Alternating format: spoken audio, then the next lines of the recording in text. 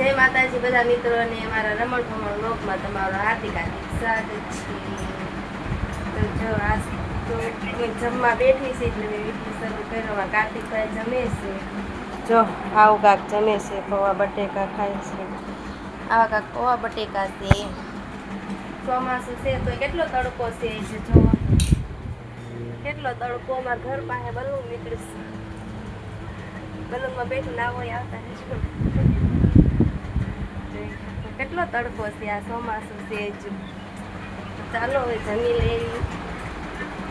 કોને પૌવા બટેકા ભાવે છે? પૌવા બટેકા ભાવતા હોય ને આવી જજો. કાર્તિક